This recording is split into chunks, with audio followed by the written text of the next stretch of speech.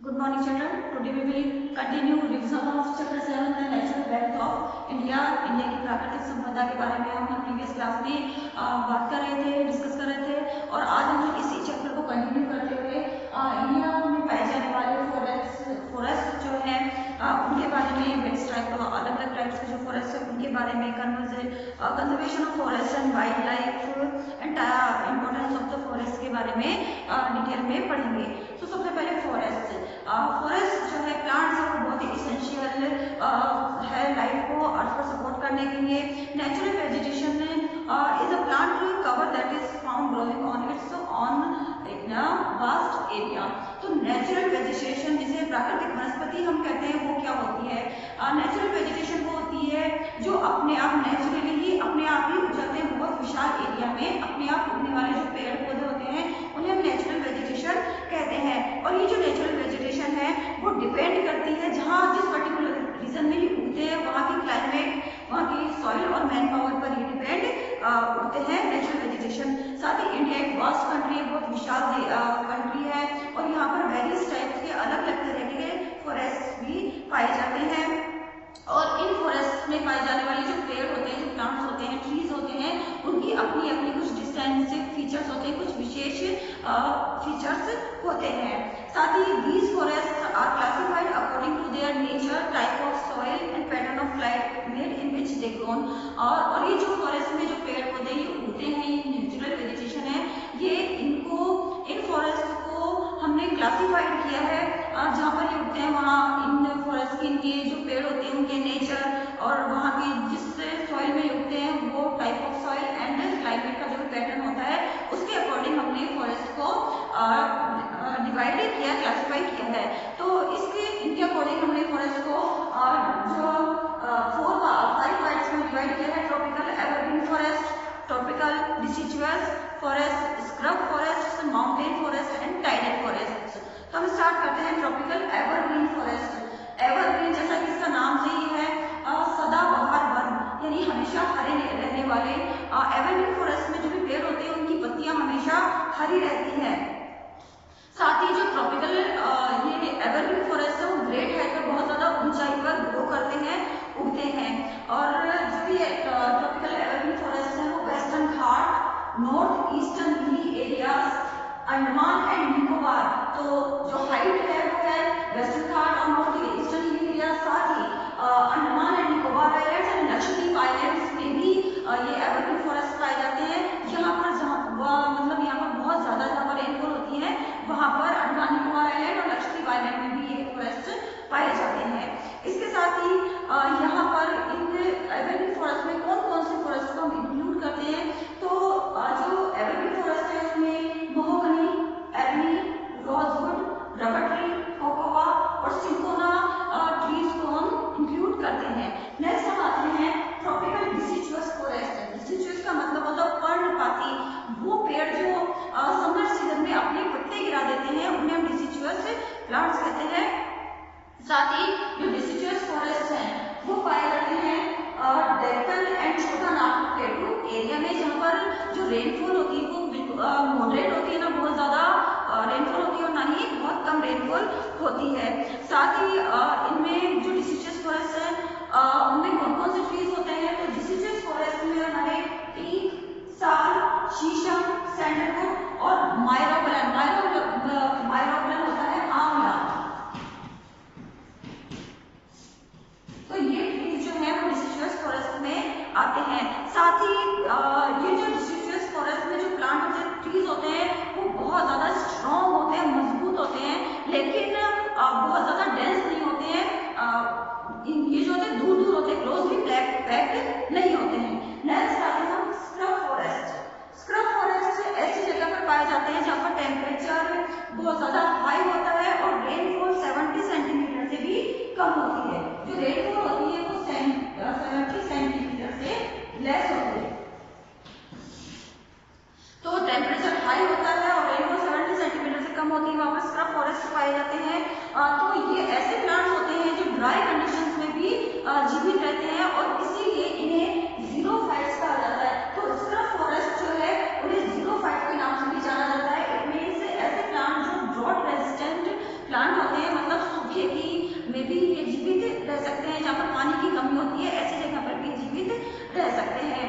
साथ ही प्लांट्स की हम बात करें तो जो स्क्रब फॉरेस्ट है उसमें डेट पाम, बबूल, कैकड़ी, कीकर, इन पेड़ों को, इन प्लांट्स को इंक्लूड किया गया है।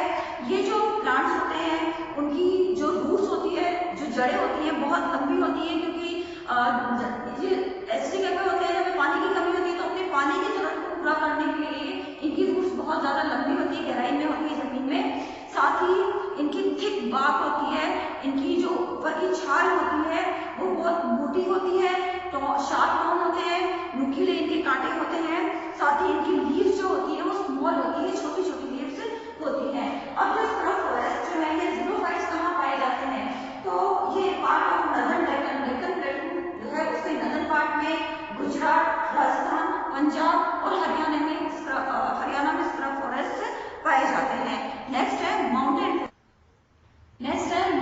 फॉरेस्ट। माउंटेन फॉरेस्ट जो है वो हिमालय रीजन में पाए जाते हैं, हिमालय रीजन के माउंटेन्स में पाए जाते हैं। माउंटेन फॉरेस्ट में जो ट्रीज होते हैं वो टॉल, बहुत ऊंचे लंबे होते हैं, स्ट्रेट बिल्कुल सीधे होते हैं और कॉनिकल इन शेप होते हैं। कॉनिकल मींस इस तरह की जो शेप, कोन की जैसी शेप होती है उस तरह की शेप के ट्रीज ये होते हैं और इसीलिए इनमें जो ट्रीज को हम कॉनिफर्स भी कहते हैं। साथ ही ये जो कॉनिफर्स हैं उनमें कौन कौन से ट्रीज को हम इंक्लूड करते हैं, तो उनमें हम पाइन, देवदार, चीड़, फिर इन ट्रीज को हम इंक्लूड करते हैं। ये जो ट्रीज होती है इनकी लीव्स जो होती है वो मिडिल शेप होती है, साथ ही इनकी जो रूट्स होती है, जो जड़ें होती है वो डीप होती है, जमीन में गहरी होती है, ताकि जब तेज विंड्स या स्ट्रॉन्ग विंड्स जब आए तो ये जो ट्रीज हैं वो आराम से खड़े रह सकते हैं। तो इस वजह से ये जो रूट्स हैं इनको स्ट्रॉन्ग विंड्स के अगेंस्ट खड़ा रहने में हेल्प करती है। इसके साथ ही जो इनकी ब्रांचेज होती है, जो शाखाएं होती है इन पेड़ों की, माउंटेन फॉरेस्ट की या कोनिफर्स की, वो डाउनवर्ड्स होती है, नीचे की तरफ झुकी हुई होती है। इसकी वजह ये है कि जब माउंटेन एरियाज में स्नोफॉल होती है तो जब ये डाउनवर्ड्स ब्रांचेस होने की वजह से स्नो जो है वो फिसल करके नीचे स्लाइड होकर नीचे गिर जाती है। साथ ही कोनिफर्स जो ट्रीज हैं उनके जो फ्रूट्स होते हैं वो नेचर में वुडी होते हैं और शेप में कौन शेप के होते हैं। नेक्स्ट है टाइडल फॉरेस्ट। टाइडल फॉरेस्ट जो है वो रिवर डेल्टास और कोस्टल एरियाज में पाए जाते हैं। टाइडल फॉरेस्ट को हम मैंग्रोव फॉरेस्ट भी कहते हैं। ये जो टाइडल फॉरेस्ट होते हैं इनके जो ट्रीज होते हैं वो पानी के, उनकी जो रूट्स होती है वो पानी के ऊपर निकल जाती है ब्रीथ करने के लिए, सांस लेने के लिए। वर्ल्ड का लार्जेस्ट टाइडल फॉरेस्ट है सुंदरबन, जो कि गंगा और ब्रह्मपुत्र रिवर डेल्टा में बना हुआ है। नेक्स्ट आते हैं हम conservation of forest and wild life और फॉरेस्ट को बचाना, किस तरह से हमें उनका संरक्षण करना चाहिए। तो जो फॉरेस्ट है बहुत सारे वाइल्ड एनिमल्स का घर है, वाइल्ड एनिमल्स है, बर्ड्स है, इनका घर है। और इसके साथ ही सुंदरबन जो है वो हमारे नेशनल एनिमल बेंगल टाइगर का घर भी होता है। इंडियन रिवर जो है बहुत सारे जो वाटर एनिमल है उनका घर होती है, जैसे क्रोकोडाइल है, टोटोइस है, और साथ ही lion, tiger, leopards, elephant, rhinoceros, deer, ये बहुत सारी वैरायटी के जो एनिमल्स है, रिप्टाइल्स हैं, ये सब जंगलों में होते हैं। लेकिन आज की जो ह्यूमन एक्टिविटीज हैं उनकी वजह से इन जंगलों पर और इन वाइल्ड लाइफ पर बहुत बड़ा खतरा पैदा हो गया है। जो मानव है वो अपने स्वार्थ के लिए जो जंगल है उनको काट रहा है और वहाँ पर रेजिडेंशियल बिल्डिंग्स बना रहा है, फैक्ट्रीज बना रहा है और इस तरह से वो जंगलों को काट रहा है। और इन जंगलों का इस तरह से कटना, डिस्ट्रक्शन होना बहुत बड़ा एक खतरा पैदा हो, जंगलों के कटने की वजह से वाइल्ड लाइफ जो है उसके ऊपर बहुत बड़ा खतरा पैदा हो गया है। बहुत सारी ऐसी स्पीशीज हैं एनिमल्स, वाइल्ड एनिमल्स और बर्ड्स की जो कि खत्म हो चुकी है और बहुत सारी ऐसी है जो खत्म होने की कगार पर है, उनमें बहुत बड़ा खतरा मंडरा रहा है उनकी लाइफ पे। और इन सबको रोकने के लिए गवर्नमेंट ने लो यानी कानून बना करके डिफॉरेस्टेशन यानी जंगलों को इलीगल तरीके से जंगलों को काटना और इलीगल हंटिंग को पर रोक लगा दी गई है, चाहे वो इलीगल हंटिंग मेडिसिनल रिसर्च के लिए क्यों नहीं की गई हो। इसके साथ ही वाइल्ड लाइफ को प्रोटेक्ट करने के लिए जो गवर्नमेंट है बहुत सारे national park, wild life sanctuaries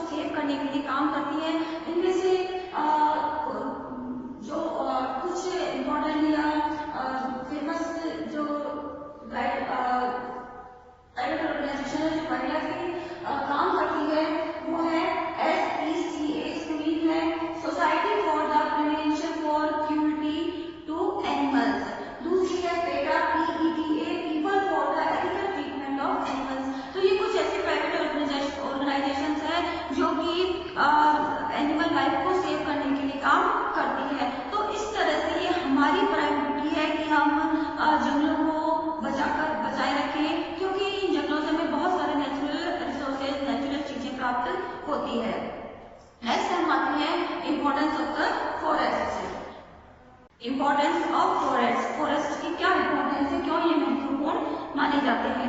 तो सबसे पहले कि forest give us timber, fruits, good for fuel, medicinal plant and other useful products. सबसे पहले जो हमारे फॉरेस्ट हैं उनसे हमें टिम्बर, जो भी हमारा फर्नीचर के लिए जो लकड़ी होती है वो प्राप्त होती है, फ्यूल के लिए वुड प्राप्त होती है, साथ ही बहुत सारे ऐसे मेडिसिनल प्लांट जो फॉरेस्ट में उगते हैं जिनसे हम मेडिसिन बनाते हैं, और इसके साथ ही बहुत सारे अदर यूजफुल प्रोडक्ट्स भी हमें उनसे प्राप्त होते हैं। सबसे बड़ी जो यूज है या सबसे बड़ा जो इम्पोर्टेंस है फॉरेस्ट की वो ये है कि जो फॉरेस्ट के जो ट्री है, फॉरेस्ट जो है वो कार्बन डाइऑक्साइड जो है उसे एब्जॉर्ब करते हैं और हमारी प्राणवायु जिसे हम कहते हैं ऑक्सीजन वो हमें देते हैं। तो ये सबसे ज्यादा जरूरी है लिविंग थिंग्स के लिए। इसके साथ ही फॉरेस्ट कॉजेज रेनफॉल है and keep the climate cool. Forest से रेनफॉल का भी एक कारण है, उनकी वजह से भी रेनफॉल होती है और साथ ही क्लाइमेट को कूल भी रखते हैं। They provide shelter to wildlife and fodder for animals. Wildlife जो है जंगली जानवरों के लिए ये शेल्टर है, उनका घर है, और दूसरे जानवरों के लिए फॉडर यानी चारा भी यहाँ से प्राप्त किया जाता है। साथ ही they are the major source of wood pulp for making paper. Paper जो बनाते हैं उसके लिए वुड पल्प भी यहीं से मिलता है, उसका मेजर सोर्स भी ये ट्रीज ही है। नेक्स्ट हम आपकी बुक के दोनों पॉइंट्स को डिस्कस कर लेते हैं। सबसे पहले जो है वो है pedology. Pedology study of soil, soil की जो स्टडी होती है उसे पेडोलॉजी कहा जाता है। साथ ही process of soil formation, soil कैसे बनते हैं इस चीज को जो जानना होता है उसे हम पेडोजेनेसिस कहते हैं। तो प्रोसेस ऑफ सॉइल फॉर्मेशन है पेडोजेनेसिस। नेक्स्ट है लाइटनिंग। लाइटनिंग का मतलब जो आकाश में बिजली चमकती है वो लाइटनिंग होती है, और ये वन ऑफ द सोर्स है which provide nitrogen to soil. Soil को नाइट्रोजन प्रोवाइड करने वाले जो भी सोर्सेज है उनमें से एक सोर्स लाइटनिंग भी है। इसके साथ ही विलो ट्रीज जो होते हैं उनकी लकड़ी से क्रिकेट बैट भी बनाए जाते हैं। यूकेलिप्टस ट्री जिसे कि हम नीलगिरी ट्री भी कहते हैं, इससे बहुत मेडिसिनल ऑयल बनाया जाता है और ये तमिलनाडु की नीलगिरीज जो है वहां पर पाया जाता है। साथ ही बात करें नेशनल पार्क की, तो जिम कॉर्बेट नेशनल पार्क जो कि उत्तराखंड में है वो इंडिया का फर्स्ट नेशनल पार्क है। और अगर वर्ल्ड की हम बात करें तो येलोस्टोन नेशनल पार्क जो कि यूनाइटेड स्टेट्स में है वो फर्स्ट नेशनल पार्क है वर्ल्ड का। येलोस्टोन नेशनल पार्क 1872 में बनाया गया था, सेटअप किया गया था। इसके साथ ही इंडियन फॉरेस्ट